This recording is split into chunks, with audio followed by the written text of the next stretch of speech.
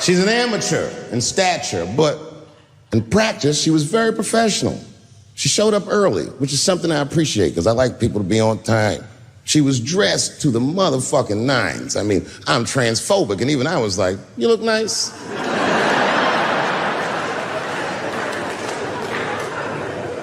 Went up on the stage with all the swag of a professional comedian, grabbed that mic and walked right down the middle and looked at the crowd like a gangster. Man, you should have seen her work. This bitch bombed for 45 minutes straight. And I am not exaggerating, young man. That show was terrible. Stunk. Stunk. And then she brings me on, and you know, I was like a glass of water after a handful of salt. The crowd was happy to see me. I was killing it. But here's what impressed me. Any other comedian I've ever seen, if they had bombed as bad as she did, would have snuck out of the back of the theater and went home and cried or something. And she didn't do that. Not only did she not leave, she found a seat right up in front. You know, when a new comedian watches an experienced comedian in comedy, we call this taking class. And this bitch took my whole class. She sat up there and was laughing as hard as she always laughs, as if nothing bad had even happened to her. And I saw her show. Something bad happened to her.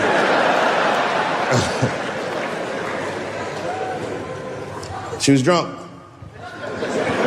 So she starts talking to me while I'm on stage, but the way a person would talk to a television when they were alone. She's talking to me like that. That didn't bother me because I knew her, but the crowd didn't like that shit at all because she sucked. And a guy in the back of the room stood up, and Daphne's hair was dyed blonde at the time, and the guy screamed out, and his energy felt wild as fuck. He said, "Hey, Daphne!" And everybody kind of clamped, like got tense. We didn't know if it was a heckler or an active shooter. And he said, "Does the carpet match the drapes?" Yeah, it was fucked up. The whole crowd kind of groaned because it was so, like, mean. Everybody groaned, except for Daphne. She kind of laughed, which was weird. And she didn't even look all the way back. She said, "Sir, I don't have carpets. I have hardwood floors." Just like that. Just like that. And boy, when she said that shit, it blew the roof off the place. Cut through all the tension. With that one joke, she made up for 45 minutes of a stinker of a show. And after that, she could do no wrong. And I kept on rocking. She kept on talking to me. And then the show became something cooler than a show. It became like a conversation between a black man and a white trans woman, and we started getting to the bomber shit. All them questions that you think about that you'd be afraid to ask, I was just asking them, and she was answering them, and her answers were funny as shit. The crowd was falling out of their chairs. And at the end of the show, I go, "Oh, Daphne," I said, "Well, that was fun." I go, "I love you to death, but I have no fucking idea what you're talking about." The whole crowd laughed, except for Daphne. Now she looks at me like I'm not her friend anymore. Like I'm something bigger than me, like I'm the whole world and the guy. And she said, "I don't need you to understand me." I said, "What?" She said, "I just need you to believe," just like this, she goes, "that I'm having a human experience." And when she said it, the whole crowd kind of gasped. And I gave her the Fight Club look. I said, "I believe you, bitch." Because she didn't say anything about pronouns. She didn't say anything about me being in trouble. She said, "Just believe I'm a person and I'm going through it." And oh, I believe you because it takes one to know one.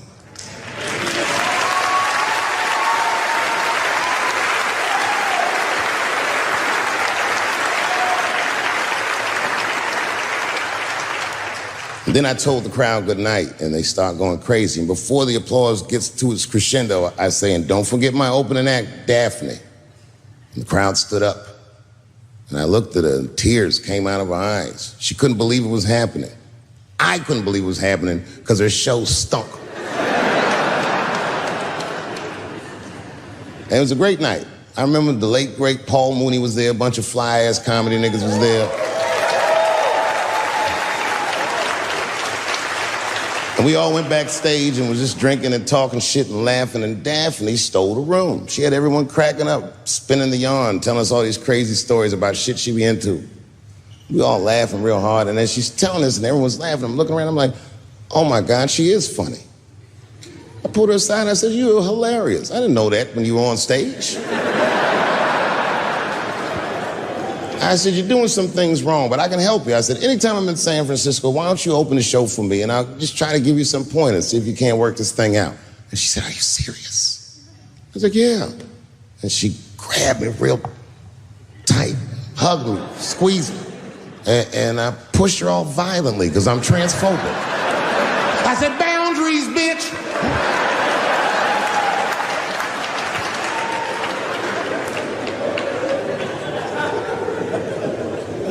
When Sticks and Stones came out, a lot of people in the trans community were furious with me, and apparently they dragged me on Twitter.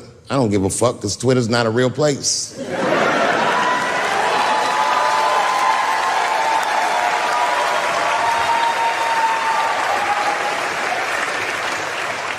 And the hardest thing for a person to do is go against their tribe if they disagree with their tribe. But Daphne did that for me. She wrote a tweet that was very beautiful, and what she said was, it was almost exactly what she said. She said, punching down on someone requires you to think less of them. And I know him, and he doesn't.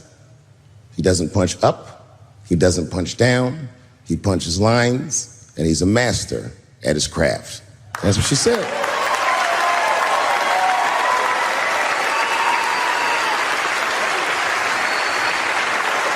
Beautiful tweet.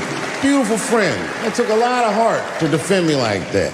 And when she did that, the trans community dragged that bitch all over Twitter. For days, they was going in on her, and she was holding her own because she's funny. But 6 days after that wonderful night I described to you, my friend Daphne killed herself. Oh, yeah. It's a true story. My heart was broken. Yeah, it wasn't the jokes. I don't know if it was them dragging her. I don't know what's going on in her life, but I bet dragging her didn't help. I was very angry at them. I was very angry at her. I felt like Daphne lied to me. She always says she identified as a woman, and then one day she goes up to the roof of a building and jumps off and kills herself. Clearly, only a man would do some gangster shit like that. Hear me out. As hard as it is to hear a joke like that, I'm telling you right now, Daphne would have loved that joke. That's why she was my friend.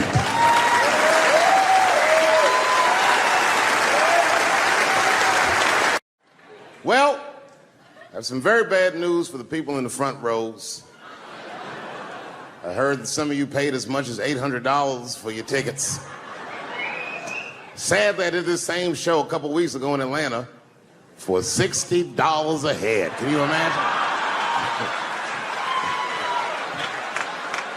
Nigga, you could have flown to Atlanta, got a hotel, had some dinner, and came back, and you still have a little money left over, niggas.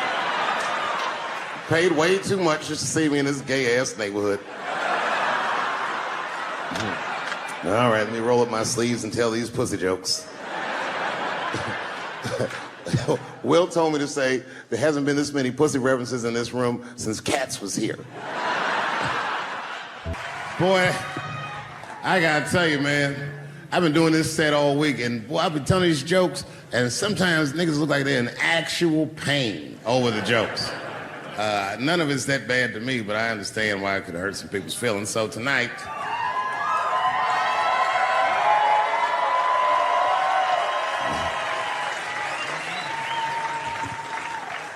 I'm going to give you an opportunity that I rarely give anybody. I'm going to let you say whatever it is you need to say to my face,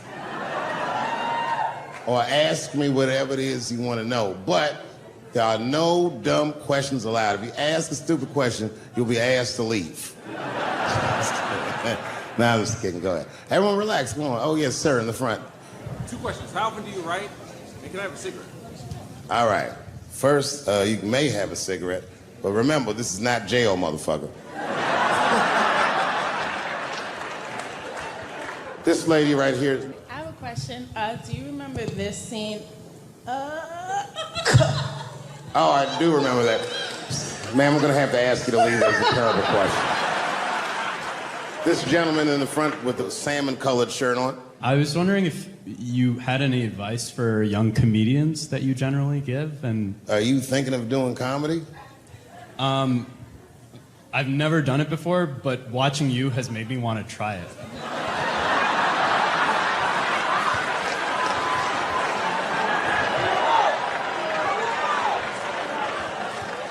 I don't know if that's an insult or not.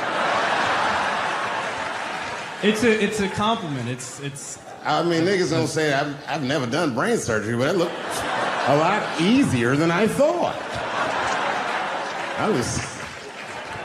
I'm teasing. All right, here'd be my advice. Okay, I don't know how comedians start nowadays, right? But what I would suggest is just start. And once you start, you can't really stop, no matter what happens, no matter how bad it gets, no matter what people say. You know what I mean? Because comedy is weird like that. You know why I hate watching other comedians do comedy? Not because I hate other comedians, but because I love comedy so much. It's like watching somebody else fuck your girl.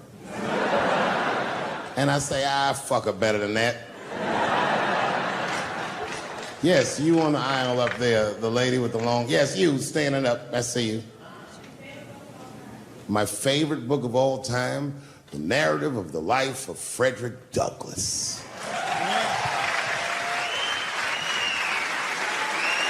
That guy with the baseball hat. Marry, fuck, kill, Michelle, Rihanna, Oprah. Wait, who's Michelle? Oh, Obama.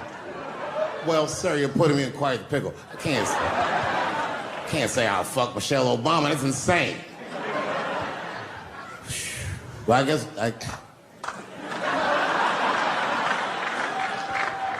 I mean, because I wouldn't kill any of those women. But I'd fuck all three of them.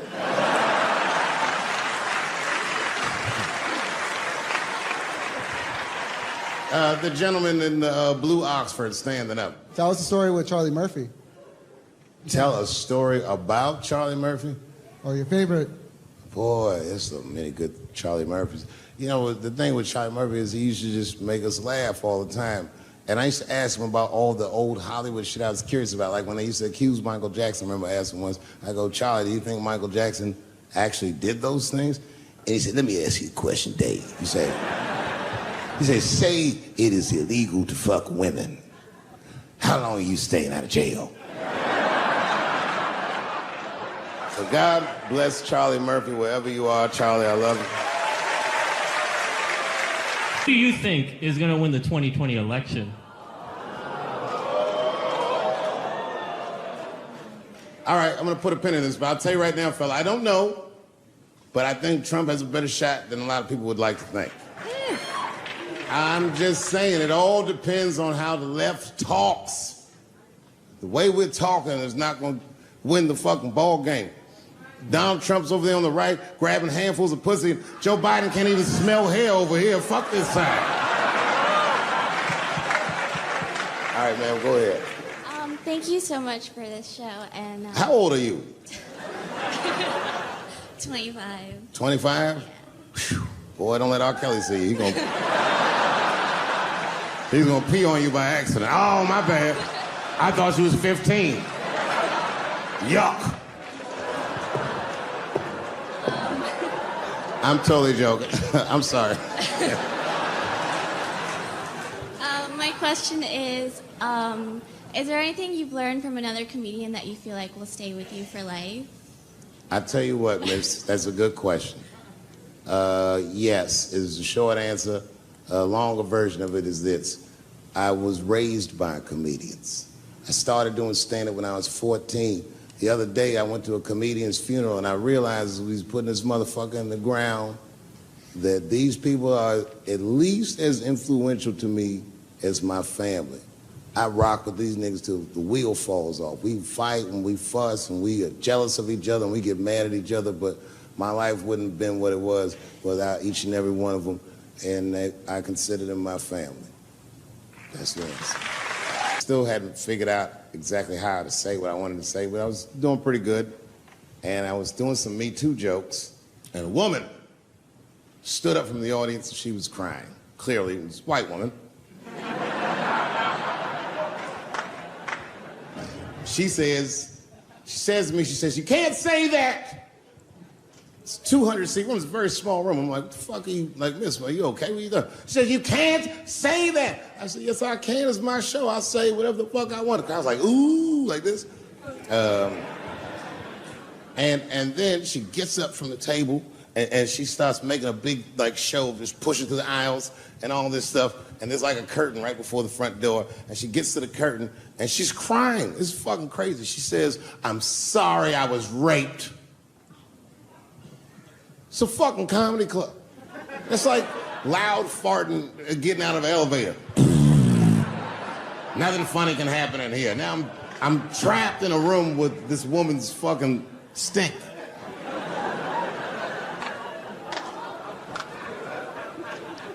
And I say, miss, it is not your fault that you were raped, but it's not mine either. Ta-ta, bitch, like this. She storms out. Now the room is very uncomfortable, but I managed to get the crowd back, but I'm like, a little traumatized. Same show, there's a trans woman sitting in the audience. This is a true story. This was like a few weeks ago. I did 6 shows that weekend. This trans woman came to 4 of them. Calls herself Daphne. Man, this chick Daphne was in there cracking the fuck up at everything I said about everybody. It was amazing. She was laughing, and it was fun to watch her laugh. You could tell she was letting go with something that was heavy, and she'd throw her head back, and she'd smile with all her teeth. She was having a great time. And the more fun she had, I felt bad, because I knew I had some trans jokes to unload. And I thought to myself, maybe I shouldn't say these jokes, because I don't want to, like, fuck her evening up. She's having so much fun. But then I thought to myself, well, if I can't say it in front of her, should I say this shit at all? So I let her rip. And to my surprise, Daphne laughed harder at the trans jokes than anybody in the room. In fact, everybody in the room would look at her to make sure it was okay. And I got off stage, I was in the dressing room, I was like, man, this is a fucking weird show. I'm sitting in the dressing room by myself just trying to figure out, like, what the fuck just happened out there? Like, why is it that this one woman can't take any of these jokes and Daphne can take all of these jokes? So weird. And then I realized, Daphne used to be a man.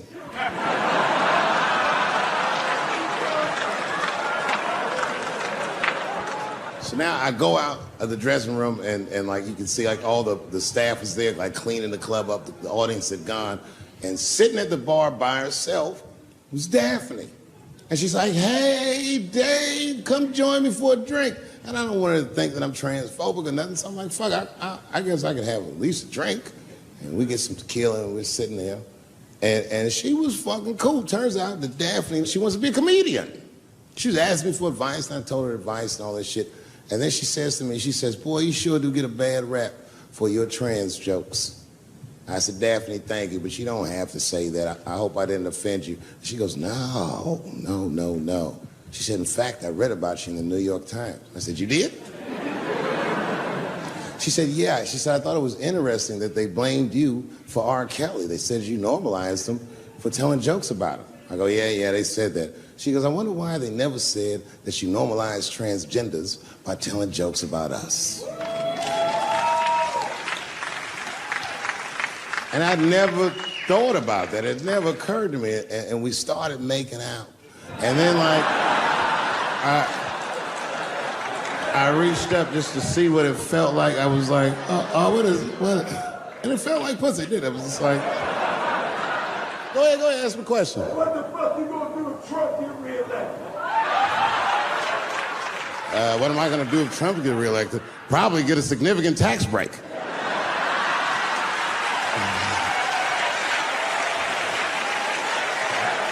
Hey, You want to know why I don't even talk about Trump in my show? Because that motherfucker is not the hokey pokey. He is not what it's all about. There's millions of people that put him in power, and the ideas that he puts forth are not his own. He's singing poor white people's greatest hits. So why the fuck would I worry about him and not the other millions? I really know who I'm gonna vote for next time if things keep going the way it's going is that gay dude. No, Mike Pence. It's a safe place where I could tell some jokes. And I find out that this comedian I know, Chris Tucker, who's in all those Rush Hour movies, I find out that Chris is in San Francisco too at some charity event. So I call him, I'm like, yo, I just saw you at some charity event. I said, I'm doing a show at the Punchline. Why don't you come by the club after your event? He's like, cool, Dave. I thought you was dead, nigga. I'll come by. He says, is it okay if I bring some friends? Because, you know, I'm with a lot of people. I go, man, you Chris Tucker. You can bring whoever the fuck you want. And then I show up to the club late that night. And I walk into the dressing room. And sitting in the dressing room is Gavin Newsom, who at the time was the mayor of San Francisco, but now he's the governor of California. And sitting next to him was Kamala Harris, who at the time was the DA of San Francisco. Now she's the senator from California that's front-running on the Democratic ticket. And sitting next to her was Al Gore. It's fucking weird. And sitting next to Al Gore was the guys from Google, Sergey, and I don't know how to say these. All right. And it was Chris Tucker and Ben Jealous, who at the time was the president of the NAACP, who was all just at this big charity dinner, and Paul Mooney was drinking scotch. And we all was just in there. And, you know, at first I was a little uncomfortable when we started talking, and we all got along really well.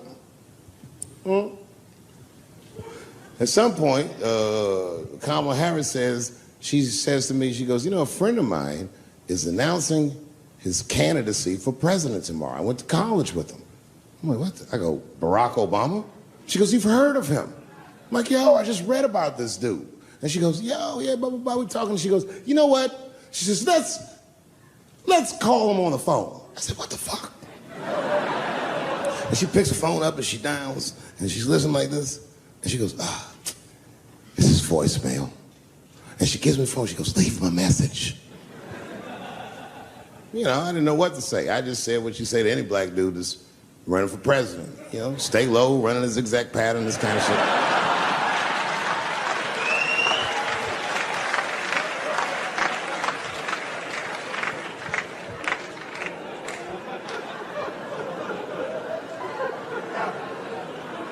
And then the last thing I say is, you know what? I said, sir, I really do believe you can do this. Like, man, I'm wishing you luck. Now, next day I wake up and go for coffee at a place called the Embarcadero. It's like an eatery by the sea in San Francisco. And I'm walking to the coffee shop and there's a police line and I can't cross the tape. But then I figure, fuck it, I'm Dave Chappelle, so I go into the thing like this. And the police yoke me. These motherfuckers like tackle me immediately. And I see over the police's shoulder Gavin Newsom. I couldn't remember his name, but I remember the night before I had kept teasing him and saying he looked like Christian Bale, the guy from the Batman movies. So I see him and I can't remember the name, so I'm just like, Batman, help!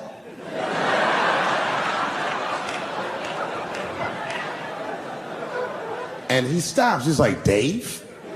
And then the police see that the mayor knows me, so they all like, oh, sorry about that. And he's like, hey, back up, everybody. And he just picks me up. He's like, I'm really sorry about that. I'm like, I'm fine, don't worry about it. And he's like, listen, I'm here with Prince. Would you like to meet him? I'm like, I know Prince. That's my nigga. And we go around the corner, and it was Prince Charles, the Prince of England. I didn't know the protocol of meeting royalty. You're not supposed to touch him. I dapped him up like a nigga. My nigga. Just hugging him and shit like this, dapping him up. Like this. And that nigga was cool too. I was like, it's really fucking weird. And then I was just out there in the upside down, not having no TV show, trying to figure life out. And the election was going on in the background. And this guy, Barack Obama, was picking up steam. This motherfucker was killing it. And I had a chance to go to the last debate on the Democratic ticket. And I went. It's me and Chris Tucker sitting in Myrtle Beach, South Carolina. It's the last three candidates. It was Barack Obama, John Edwards, and Hillary Clinton. Now, Obama's a lot taller than Edwards and Clinton, and he had the center podium. And at one point, they're all on stage, and they start fussing, and Obama goes, look, none of us are perfect, like this. And his hands was like this, and there was light shining behind his head, and the other two candidates was looking up at the nigga, and I was sitting in the audience like, this nigga looks like Jesus.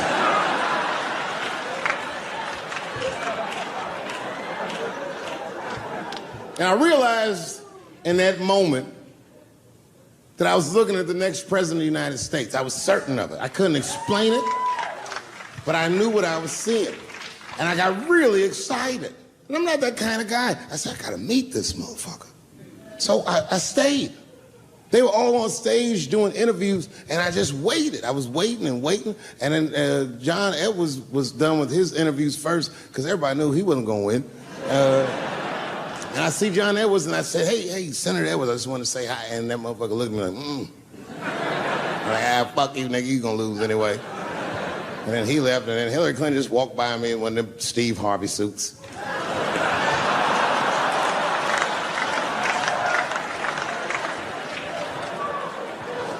But Obama was taking forever.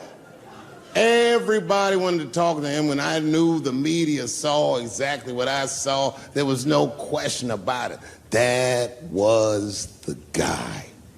I waited, and finally, must have been over an hour and a half, he finishes his last interview. He's like, man, thank you very much. Good talking to you. And he turns around, and we make eye contact. He sees me, and when he sees me, he looks over, he goes, Dave Chappelle. And Obama did me the same way I did Prince Charles. He dapped me up, and he like bro hugged me, and he pulled me in, and I'll never forget this. He said in my ear, I got your message. Thank you very much, New York City. And you know what I said? That's all I said. First of all, I'll tell you right now what I said, and I will tell you that this was not a joke. It's a true story, and I just happened to tell it. All right, what happened was I went to a gallery party, all right? I don't know who in here has ever been rich before, but these are very nice parties. You know, wine and cheese and ball of conversation. And there was a few eccentric types, one of which was a very wealthy man that happened to be wearing a dress. I don't know what you call him, man. This is a tranny or drag queen, perhaps. Whatever it was definitely a man. And this man was definitely on drugs. I don't know what kind of drugs he's on, but I knew he had too much. He didn't look good. It's like this, he's like, he looked sick. And all his friends were standing around him, concerned, trying to revive him. I don't know whether it looked like some kind of gay CPR, there was fanning and shit.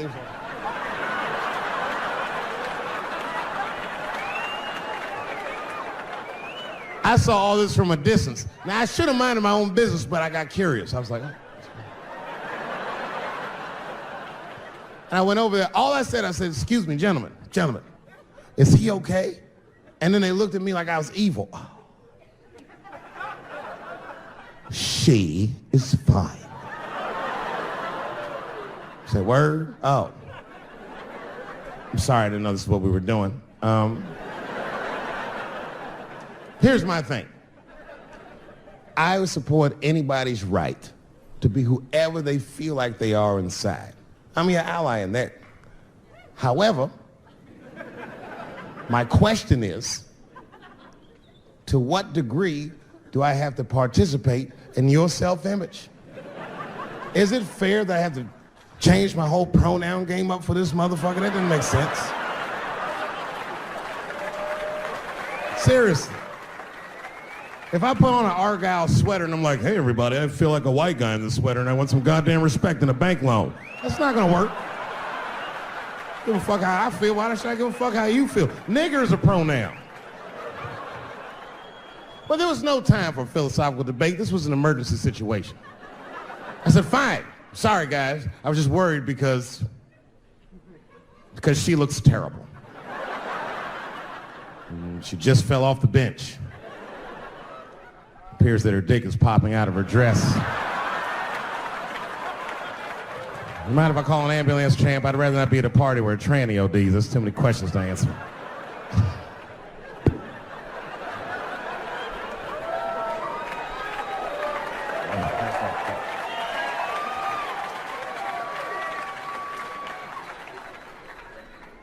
Okay, I've been through this before. I had a friend from high school. Now, in high school, this guy was a thug, right? He was a fucking dope boy. He did it all. He's a wild dude. People used to be very scared of him. And then after high school, word on the street was he'd come out the closet. I personally didn't believe it. I bring him up because last year, he calls me out of the blue like, yo, what's up, man? I got your number from so-and-so. I heard you're going to be in New York doing a show. Could I get some tickets? I was like, fuck yeah, get some tickets, man. How you been? He said, well, we'll catch up at the show, man. But, yo, I appreciate it. I'll see you soon. I said, all right, man, take care. And I was about to hang up, and I couldn't resist. I was just like, hey, nigga, I heard you was gay. What's going on with that?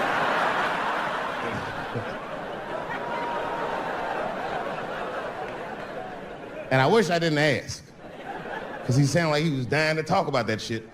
And he had a long story about it. And it's not that I didn't care, but I was, I don't like talking on the phone. I was watching TV at the same time.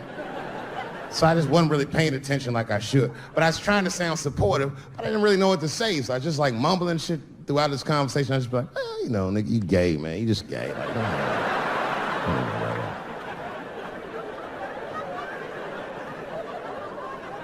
This went on for a while, and then finally I had to say something like definitive to get him off the phone.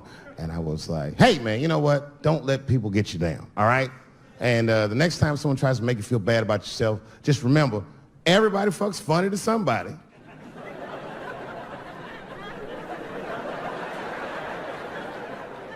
He didn't like that shit. He's like, what the fuck does that mean? I said, huh?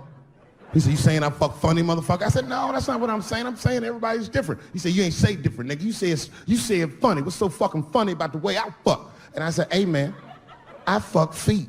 He said, what? Oh, this is not a joke, ladies and gentlemen. I get women to squeeze their feet together like this, and I fuck them right in that little space in their feet. But you can't build a community behind that shit. There's no flag for us. That shit made him laugh. And the next day, after the show, I saw him backstage. He was like, yo, what's up, man? I'm like, oh, shit, what's going on? And he had his buddy with him. He goes, Dave, I want you to meet Manuel. Manuel's my fiance. We're in New York getting married because it's legal here. I said, well, congratulations, fellas. And Manuel was like, gracias. And he went to go get some drinks. And then my buddy looked at me, he was like, so Dave, what do you think? And I started mumbling again.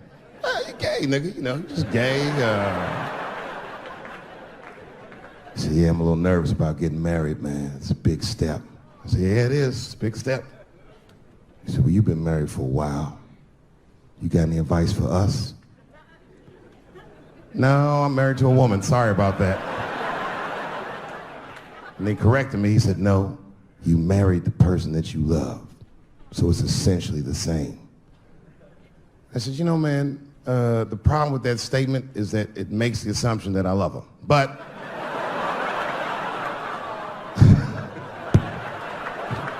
you guys lighten the fuck up. Of course I love my wife. She laughs at this shit. As a matter of fact, she eats and spends this shit. You know what I told him? I told him, I said, you know what you should do, man? First of all, you shouldn't do it. I'm talking about being legally married. It's not that you're gay as much as just legal marriage is a fucking diabolical leverage game in the United States. I'm just being honest. Devoid of religious significance or the idea of love, marriage is nothing but an awful contract that you shouldn't sign. I'm just being real.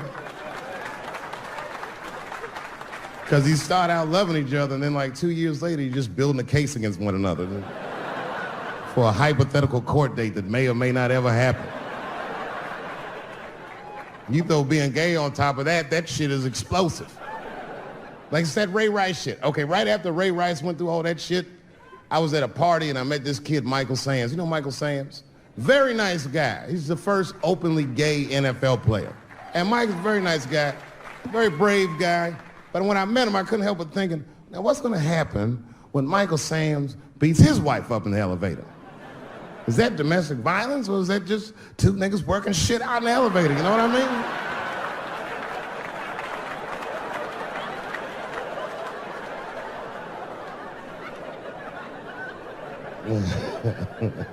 Anyway, I give all married men the same advice, gay or straight. Get a dog. This dog will love you all the time, but she's not going to. It's real talk. I didn't even know about dogs, and my kids got the dog. They brought him home from the shelter, and I didn't even want him. They were like, "Can we keep him?" I said, "Nope." I said, "Where'd you even get this dog?" They're like, "We got him from the shelter." I was like, "Ew. Probably something wrong with him. Can't keep him." And then my kids started crying and screaming like the dog had gambling debts. "Please, Dad, if you don't let us keep him, they're gonna kill him." I was like, "Oh.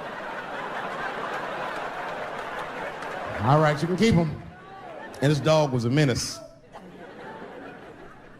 I hated his guts.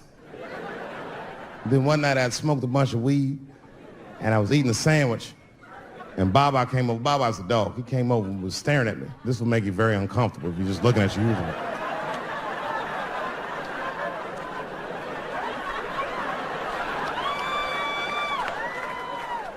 I had to give him a piece of my sandwich so he'd go away. And that's how we became friends. Now, if you see me walking down the street with Baba, I ain't got no leash or nothing. He walks right next to me. If I stop, he'll stop. And if I go, he'll go. And all my friends are like, "Yo, Dave, that shit is dope. How you train Baba to do that shit?" I've never trained Baba. Just a messy eater. If I drop food and Baba's not around, all I gotta do is call him. "Baba!" He's a black dude's dog, so he doesn't come right away. He peeks first to see what's going on.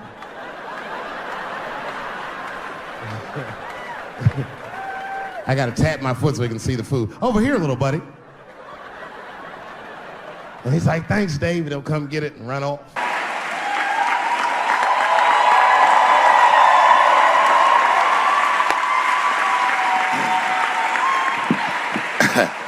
Man, I gotta tell you, when I was sitting here watching what all the other honorees have done with their lives, I started feeling like shit. Like, this is terrible.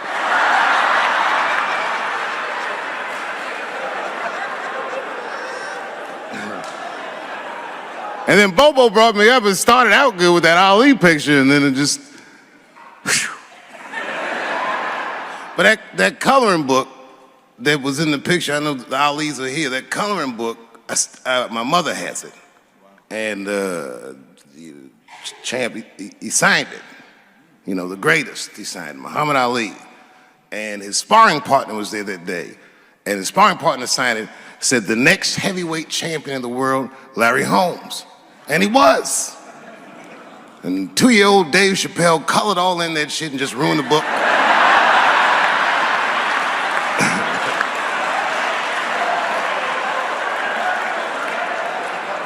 But I remember part of the book that I remember real vividly because I asked my mother about it when I was a kid. There's a part where there's a picture of Ali throwing his Olympic gold medal into the Ohio River. That's why it's so weird for me being here. You know, both my parents were very brilliant. My dad went to Brown in 1955. That's right. He told me at the time he was one of 3 black students. He said one of the guys got accused of a rape that he probably didn't commit, and the other guy killed himself, and Dad said, and I left. And see, that's what makes us Chappelle's great. We know when to quit.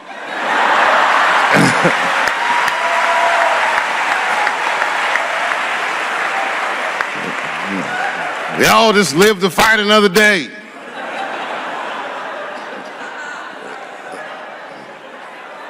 I gotta say, I'm very honored to be here, and I'm very honored to be here with the other honorees. Really, I'm like very humbled by you all, the work that you do, and you all make me want to be better.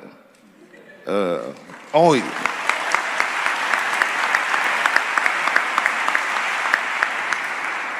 And, you know, I was gonna stop doing stand-up for a while because 4 comedy specials in a year is like, that's a lot, you know. But, you know, shout out to my colleagues in comedy. I just want to say that in a way, this, for me, belongs to my mother primarily, who was an African-American studies professor. And a lot of the content that I say, she raised me well. I'm not an uninformed person. But also, you know, my colleagues in comedy, like comedians have been getting beat up pretty bad recently, and we're somehow nowadays expected to speak with the precision of attorneys or politicians. We are not. I always think of James Baldwin. You know, James Baldwin was one of my favorite writers because he managed to tell white people what they feel like to be around.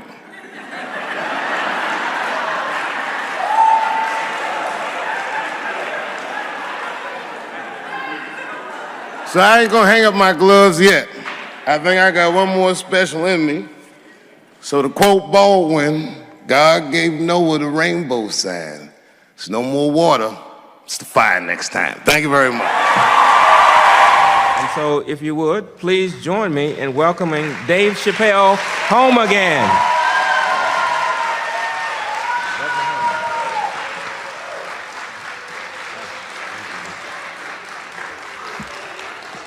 Oh, thank you. You know, I speak for a living, and I'm a little nervous today. I wanted to say thank you, Mr. President, and thank you, Bishop Green, and thank everyone at Allen University for hosting me today, because it feels special, right? When I think of this great-grandfather that I've heard about in my life, but never actually touched his legacy. So it's like the product of his loins coming to meet the product of his work. And it's an important day for me personally. And I know a lot of you guys are students, and I just want to tell you I'm the first person in my family to not go to college. And as the president has told you, I've done outstanding in spite of that.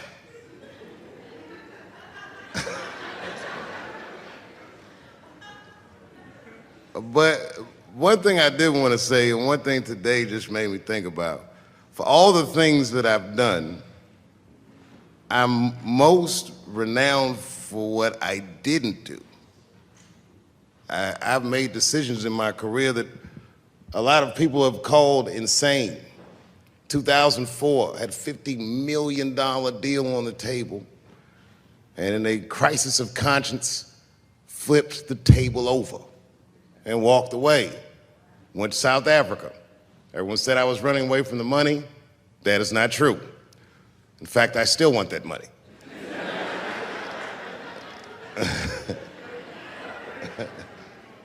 The idea that I wanted to just share with you guys is the idea that sometimes you do what you think is best, whether anybody understands it or not. I heard a story about my father where someone told me he used to do statistics for a company in DC. The company he did statistics for started doing business with the South African government, so he quit his job. It's caused a lot of problems between him and his wife. It's hard for a man when he can't provide for his family the way he wants to, and he suffered through it. And a generation later, when I had my crisis of conscience, I was able to go to a free South Africa and get away from the heat. This idea that what you do in your lifetime informs the generations that comes after you is something I keep thinking about, something that is so much bigger than just ourselves. And today I'm standing in front of you guys, and I know you guys are like, oh, I know you're bored.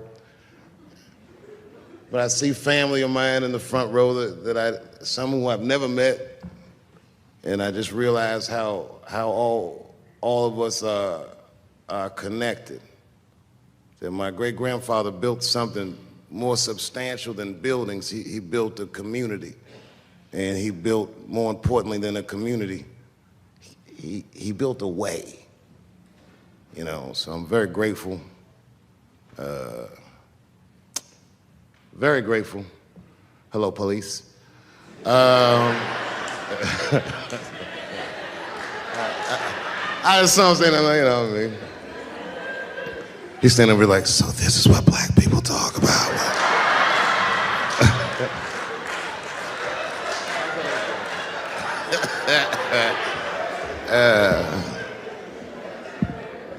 I just want you guys to remember, you know, that right now there's this thing where ethics aren't what they used to be. This idea that people are trying to replace the ideas of good and bad with better or worse. And that is incorrect. You gotta keep your ethics intact because good and bad is a compass that helps you find the way. And a person that only does what's better or worse is the easiest type of person to control. They are a mouse in a maze that just finds the cheese. But the one who knows about good and bad will realize that he's in a maze. So, that being said, I just hope that all of you guys transcend whatever you see as your obstacles and that you live outstanding lives and that you stay connected to your communities because you have so much power there, and that you grow your communities and you diversify your communities, and that you don't let anybody tell you you can't or to be afraid. It's okay to be afraid because you can't be brave or courageous without fear. The idea of being courageous is that even though you're scared, you just do the right thing anyway. So in 2004, I walked away from $50 million, and in November, I made a deal for $60 million. So,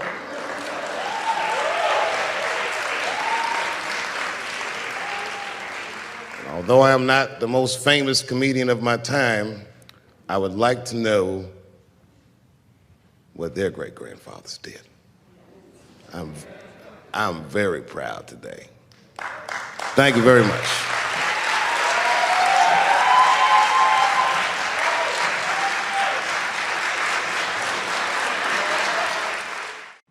Boy, comes as a complete surprise. I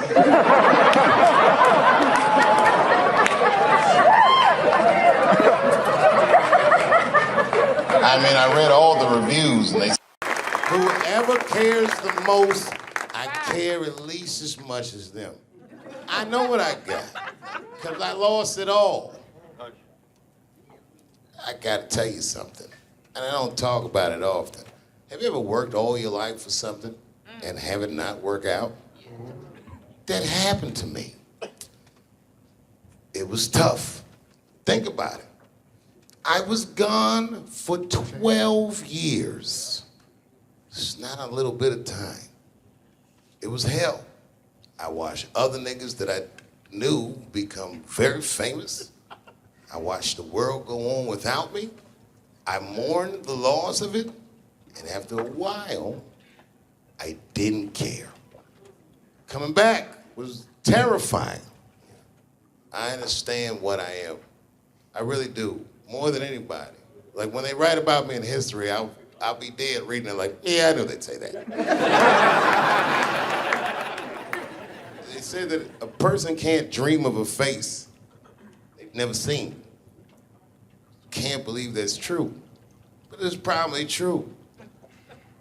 Boy, I got a long bank of faces. 32 years, I could close my eyes. I could think of any night. There's so many faces. Every night, most nights, they're all looking up, smiling. You have no idea what the world looks like from there. All different races, all different colors, all different kind of beliefs, just looking at me, smiling for 32 years, night after night.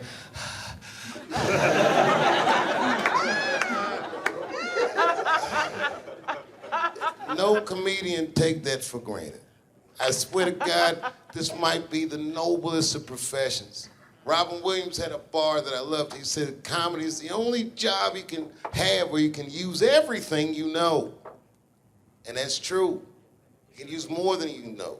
You can use what you think. Use it. Don't be afraid. Don't let these bitch-ass niggas button your lip. Say it anyway. Man, you have no idea what this job is.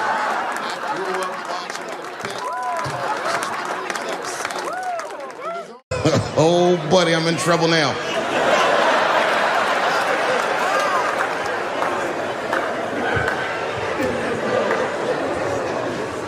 Before I go, I want to share this story with you because it's important to this point.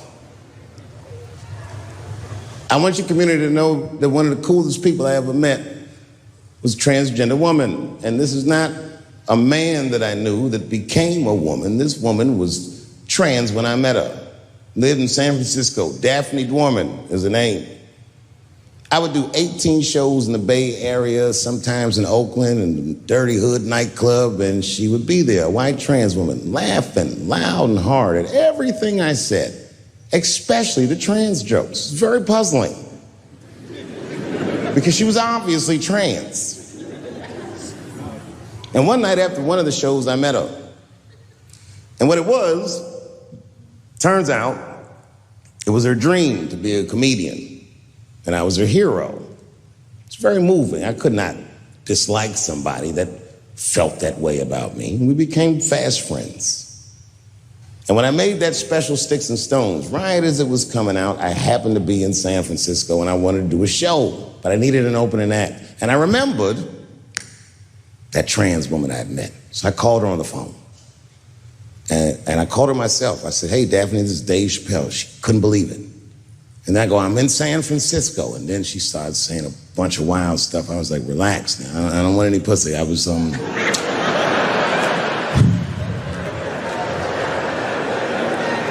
was calling because I'm doing a show and I need an opening act.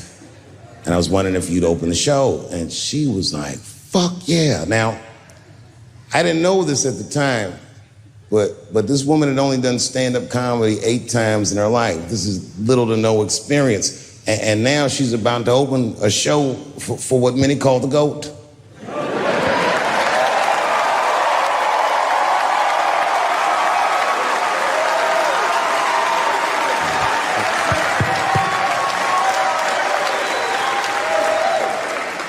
She's an amateur in stature, but in practice, she was very professional. She showed up early, which is something I appreciate because I like people to be on time. She was dressed to the motherfucking nines. I mean, I'm transphobic, and even I was like, you look nice.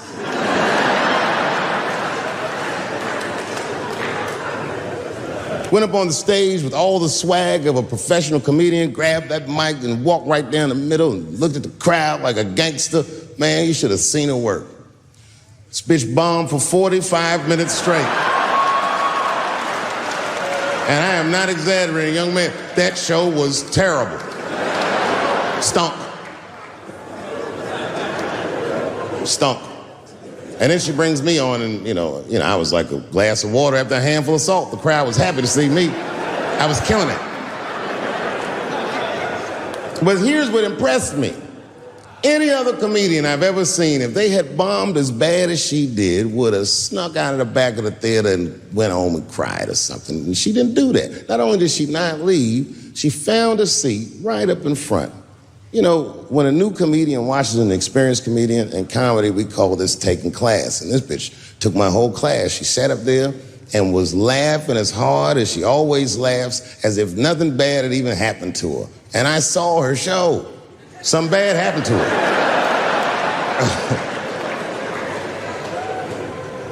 She was drunk. So she starts talking to me while I'm on stage, but the way a person would talk to a television when they were alone. She's talking to me like that. That didn't bother me because I knew her, but the crowd didn't like that shit at all because she sucked.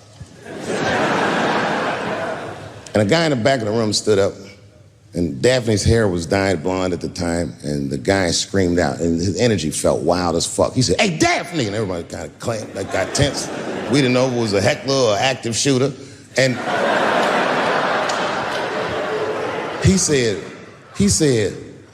does the carpet match the drapes?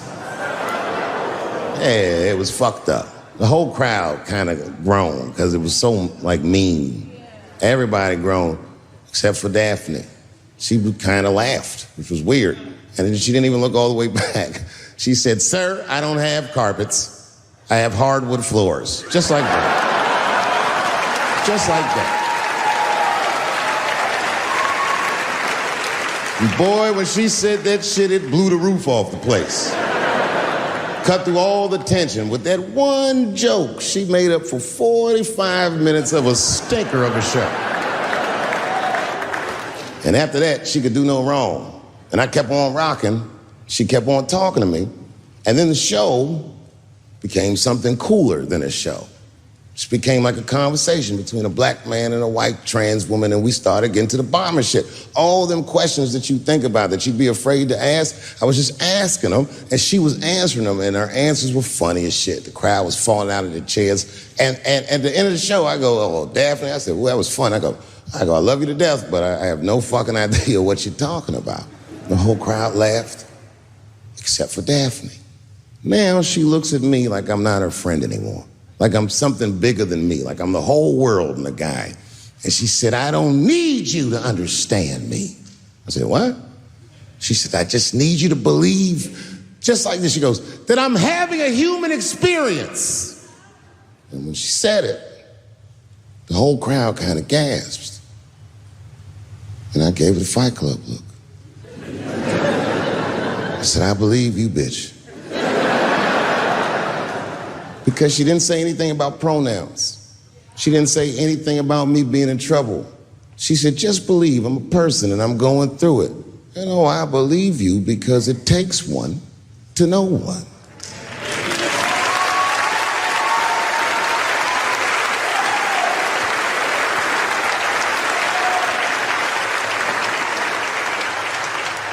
And then I told the crowd good night, and they start going crazy. And before the applause gets to its crescendo, I say, and don't forget my opening act, Daphne. And the crowd stood up. And I looked at her, and tears came out of her eyes. She couldn't believe it was happening. I couldn't believe it was happening because her show stunk. And it was a great night. I remember the late, great Paul Mooney was there, a bunch of fly-ass comedy niggas was there. And we all went backstage and was just drinking and talking shit and laughing, and Daphne stole the room. She had everyone cracking up, spinning the yarn, telling us all these crazy stories about shit she be into. We all laughing real hard, and as she's telling us and everyone's laughing, I'm looking around, I'm like, oh my God, she is funny. I pulled her aside and I said, you're hilarious. I didn't know that when you were on stage. I said, you're doing some things wrong, but I can help you. I said, anytime I'm in San Francisco, why don't you open the show for me, and I'll just try to give you some pointers, see if you can't work this thing out. And she said, are you serious? I was like, yeah. And she grabbed me real tight, hugged me, squeezed me, and I pushed her off violently because I'm transphobic. I said, boundaries, bitch.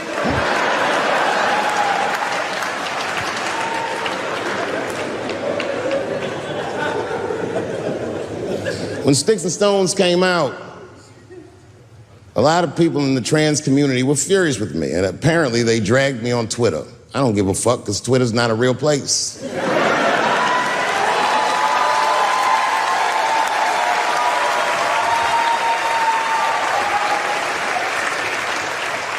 And the hardest thing for a person to do is go against their tribe if they disagree with their tribe. But Daphne did that for me. She wrote a tweet that was very beautiful, and what she said was, it was almost exactly what she said. She said, punching down on someone requires you to think less of them. And I know him, and he doesn't.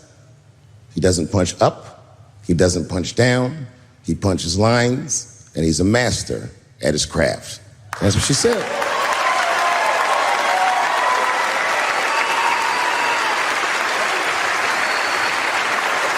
Beautiful tweet. Beautiful friend. It took a lot of heart to defend me like that. And when she did that, the trans community dragged that bitch all over Twitter.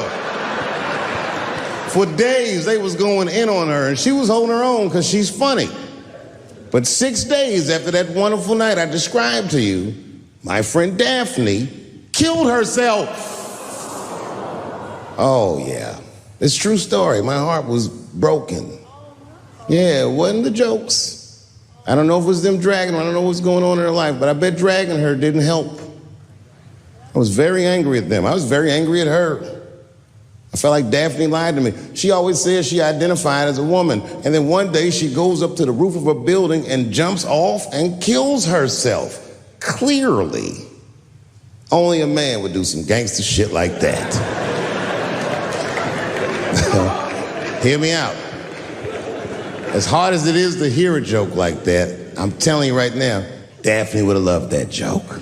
That's why she was my friend.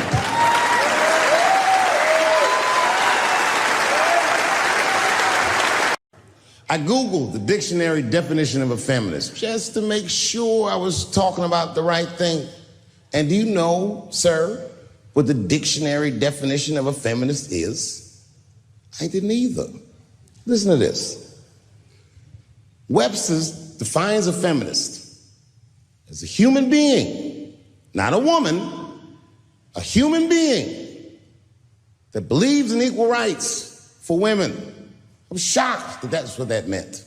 Because by that definition, I would consider myself a feminist. And I didn't even know that at the time.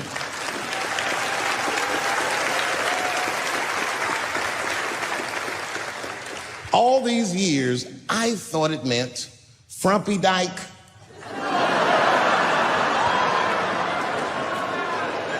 Well, that's who's always talking to me, some chick in overalls. Men are trying to rape us. Ah, not you, bitch, we please.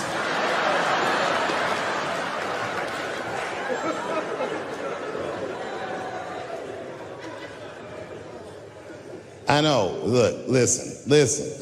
I support the feminist movement, I do, in my own ways. When you guys did the Women's March, I tried to go and support you. And none of my friends would go with me. I asked all the fellas, none of them wanted to go. I tried everything. Come on, y'all, it's gonna be bitches there. They was like, nope.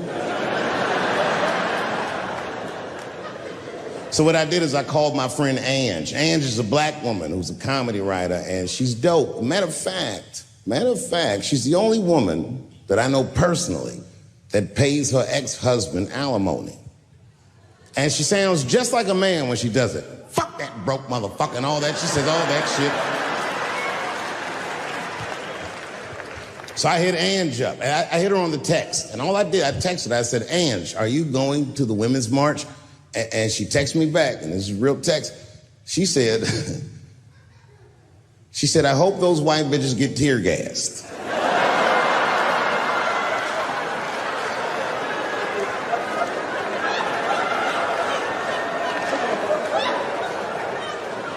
There's a problem in that feminist movement, isn't there? From its inception in America, there's always been a racial component. When Susan B. Anthony was having that meeting and Sojourner Truth's black ass showed up, read your history books. All them white women asked Sojourner Truth not to speak. They didn't want to conflate the issues of women's rights and slavery. But you know how black bitches are. Sojourner Truth went up there anyway.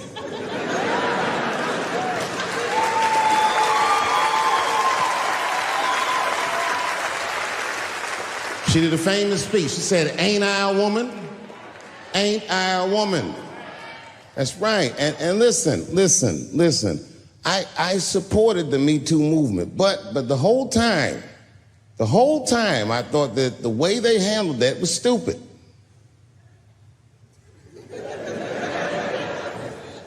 It was white. It was like, they were doing shit like going to the Golden Globes, and all of them would be like, let's all go to the Golden Globes and wear black dresses to give these men a piece of our minds. Bitch, that is not gonna work.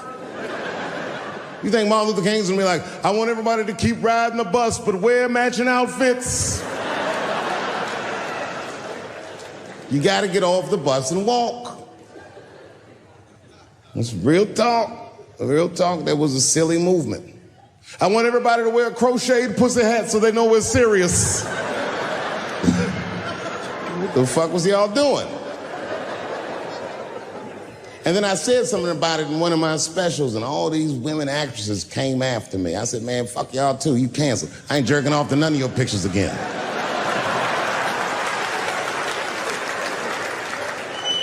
They were like, who is he to tell us anything? I'll tell you exactly who I am. I'm the one that got off the bus and left $50 million on the bus and walked.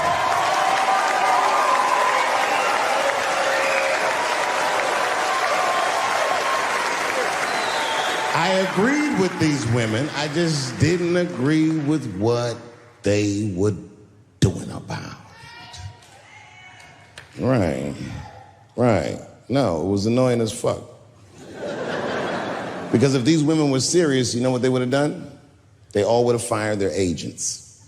And they would have went to the mailroom of one of these big agencies and found a woman that was busting her hump in there and said, if you want to talk to us, then you have to talk to her. And if they did that, then she would be big and they would be big and nobody would get fed to Harvey Weinstein. But did they do that? No. Was that their idea? No. Surprisingly, it was mine. What I think the feminist movement needs to be very successful is a male leader.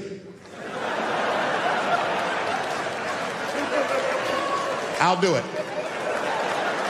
I will. I will lead you women to the promised land. I will make sure you get equal pay for equal work. I will make sure that nobody harasses you or fucks with you on the job. I will protect all of your interests. And all that I ask for in return is that you suck my dick. And now we're right back to square one, aren't we?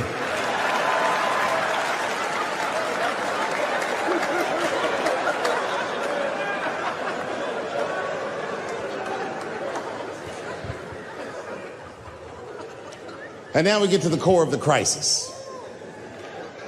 What is a woman? What is that in this day and time? Is there even such thing as a woman or a man or anything? Seems to be a question nowadays. Now listen, women get mad at me.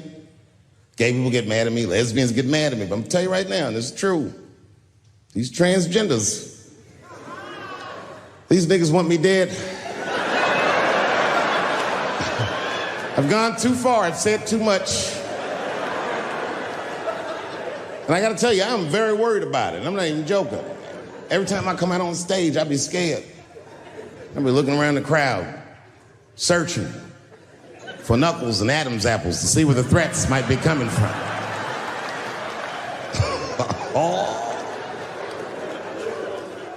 A nigga came up to me on the street the other day. He said, "Careful, Dave, they after you." I said, "What? One they or many theys?"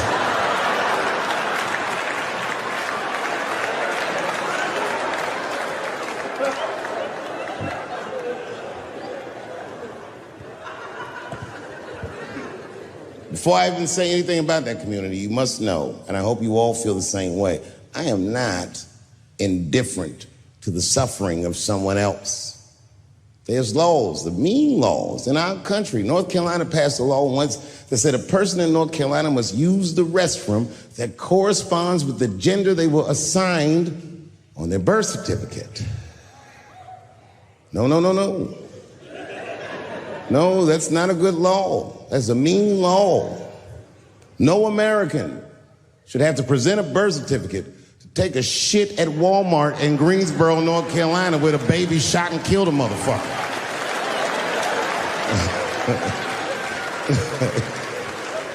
You have to ask yourself, if you're thinking about it, who are these laws designed to protect? Like, let's say they designed this law to protect me, my interests. Transphobic comedian Dave Chappelle.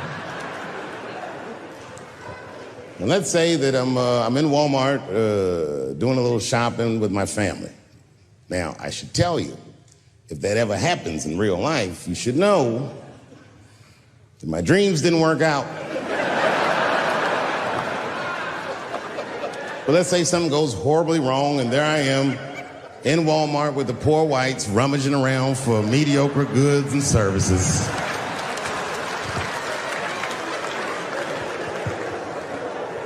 And then I gotta go to the restroom. So I excuse myself from my family. I go to the men's room. Now I'm standing at the urinal taking a leak. And this is what this law is gonna do. And suddenly, a woman walks into the men's room. I'm gonna be like, that's strange. And then she stands shoulder to shoulder with me at the urinal. I'm gonna be like, bitch, what's going on with you? And then she hikes her skirt up. and pulls a real live meaty dick out. And what do you think I'm gonna say? Thank God she's in here with me. At least now I know my family's safe. No, I'm not gonna feel that way at all. I'm gonna feel very uncomfortable. I would feel better if it was a man with a vagina that backed up to the urinal next to me.